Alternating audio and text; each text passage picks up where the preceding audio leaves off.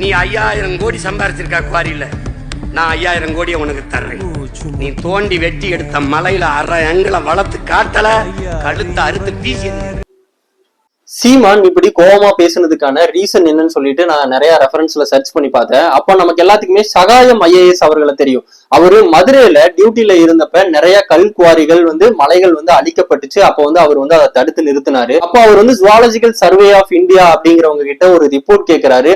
இந்த மலைகள் உருவாக எவ்வளவு நாட்கள் ஆயிருக்கும் அப்படின்னு சொல்லி கேட்கும்போது அந்த ரிப்போர்ட்ல அவங்க சொல்றாங்க, லிட்டரலி ஒரு மலை உருவாக 200 கோடி ஆண்டுகள் ஆகும். அப்போ நீங்க யோசிச்சு பாருங்க, ஒரு மலை உருவாக 200 கோடி ஆண்டுகள் ஆகுறப்ப ஒரே மாசத்துல வெறும் கல்குவாரின்னு சொல்லிட்டு வெடி வச்சு தகர்க்கப்பட்டு அந்த மலைகள் அழிக்கப்படுது. அது மட்டும் இல்லாம சகாயம் IAS அவர்கள் சொல்றாரு, நீங்க 100 ஐன்ஸ்டீனை கூப்பிட்டு வந்தா கூட 1 டன் மலையை உருவாக்க முடியாது. அதோடைய ஆழம் தாங்க முடியாம தான் சீமான் அவர்கள் இந்த மாதிரி கோவப்பட்டு பேசியிருக்காரு. கோபம்ங்கிறது மனித இயல்பு தானே. சீமான் அவர்கள் மேல 1008 விமர்சனங்களும் கிண்டல்கள் கேலிகள் வைக்கப்பட்டாலுமே அவர் வைக்கக்கூடிய அரசியல் முன்னெடுப்புங்கிறத நம்ம யாருமே நிராகரிக்கவே முடியாது.